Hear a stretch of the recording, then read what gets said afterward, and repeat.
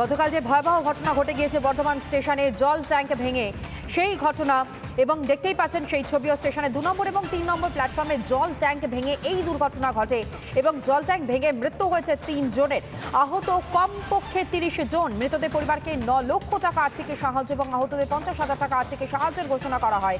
আর্থিক সাহায্য ঘোষণা করেছে রেল। তবে যে দুর্ঘটনার ছবি এই মুহূর্তে আপনাদের সামনে তুলে ধরছি বর্ধমান স্টেশনে, সেখানে আচমকাই 2 নম্বর এবং 3 নম্বর প্ল্যাটফর্মের ওপরে থাকা জল ট্যাঙ্ক ভেঙে পড়ে। দুর্ঘটনা মৃত্যু হয়েছে 3 জনের। তড়িঘড়ি তাদেরকে সেখান থেকে নিয়ে যাওয়া হয় এবং আহত কমপক্ষে 30 জন। তারা এই মুহূর্তে বর্ধমান মেডিকেল কলেজ হাসপাতালে চিকিৎসাধীন রয়েছেন। যেই ভয়ানক ছবি গতকাল গোটা রাজ্যের মানুষ দেখেছেন, কিভাবে জল ট্যাঙ্ক ভেঙে মৃত্যুর ঘটনা ঘটেছে এবং যাত্রীরা যারা সেই সময় প্ল্যাটফর্মের ওপর ছিলেন তাদের মধ্যে ছুটোছুটি পড়ে যায়। প্রাণ বাঁচাতে, প্রাণ হাতে নিয়ে তারা সেখান থেকে দৌড়াদৌড়ি করতে শুরু করে দেন এবং 30 জন, অর্থাৎ এই জল ট্যাঙ্ক ভেঙে পড়ার ঘটনায় 30 জন কমপক্ষে গুরুতর জখম হয়েছেন, যাদেরকে ইতিমধ্যে হাসপাতালে ভর্তি করা হয়েছে এবং সেখানেই চিকিৎসা চলছে তাদের। প্রত্যক্ষদর্শীরা কি জানাচ্ছেন শুনুন।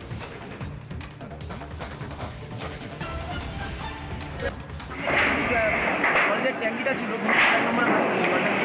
পুরো বাস করার মতো ভেঙে পুরো পড়ে গেল।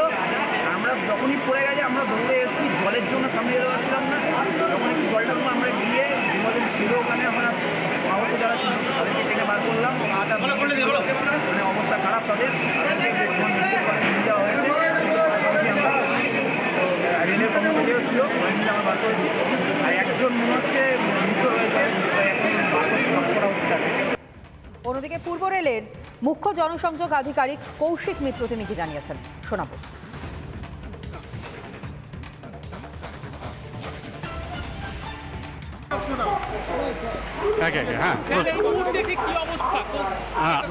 আমি বলিনি, আমি হসপিটালে ছিলাম এতক্ষণ ধরে, আপনারা দেখেছেন।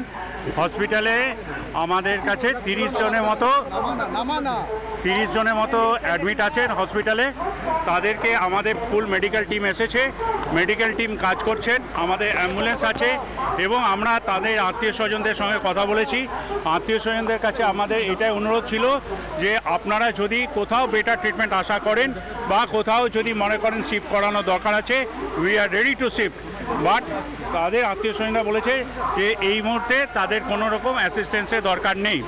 আমাদের অ্যাম্বুলেন্স তবু রেডি আছে, আমাদের চিফ মেডিকেল অফিসার এবং সমস্ত মেডিকেলের ডক্টরসরা এখানে এখন ক্যাম্প করেই আছেন। আমরা যারা অল্প ইনজুরি হয়েছে তাদেরকেও আমরা পেমেন্ট করেছি, মাইনর ইনজুরি, এবং যারা একটু চোট হাতে এমআরআই হয়েছে তাদেরকেও আমরা এসগ্রাসিয়া পেমেন্ট করছি। আর আমরা এখনও চাই যদি কেউ বিআর সিং বা হাওড়া অর্থোপেডিক্স বা কোনো হসপিটাল তাদের পছন্দ মতো যদি তারা চান, আমরা রেডি আছি তো সেটা।